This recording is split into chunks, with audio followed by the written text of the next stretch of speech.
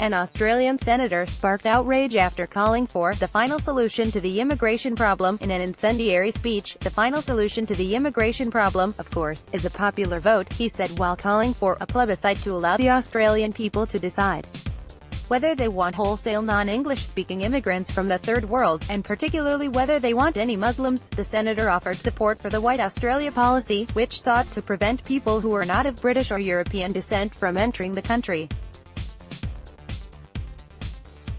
The measure was abolished in 1966. We as a nation are entitled to insist that those who are allowed to come here predominantly reflect the historic European Christian composition of Australian society, he said. Those who come here need to assimilate and integrate. Anning, who was previously part of the far-right Pauline Hanson's One Nation Party, also said that the country should prevent immigrants from receiving welfare payments for their first 5 years in the country and attacked Muslims. The record of Muslims who have already come to this country in terms of rates of crime, welfare dependency,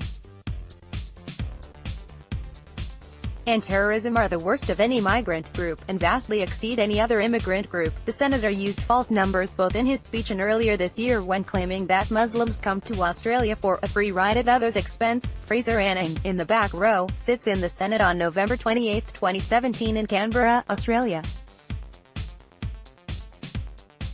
Anning was criticized after calling for the final solution to the immigration problem. Michael Masters, Getty Images. Keep up with this story and more by subscribing. No. Anning's speech provoked a quick response from other parliament members.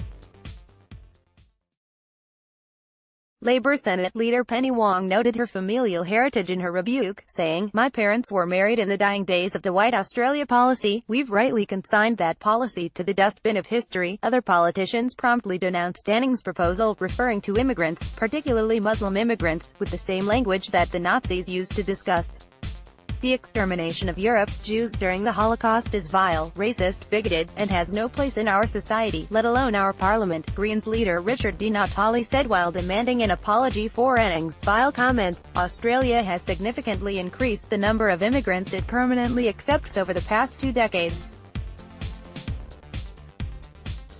In 1996, the country received 85,000 permanent migrants. Last year, it took in 208,000, with China and India comprising the majority of those arriving in the country.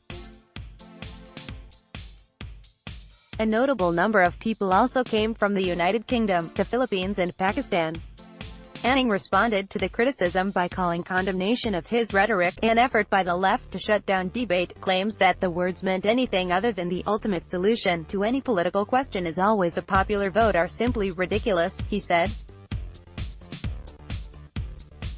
Anyone who actually reads them in context will realize this. It is not the first time such a term has been used to address the influx of migrants in other parts of the world. In January, German politician Manfred Weber said during a radio interview that the central theme of Europe in 2018 would be the final solution to the refugee question. He expressed regrets for choosing such words, yet he accused his political detractors of linking him to Nazi ideology.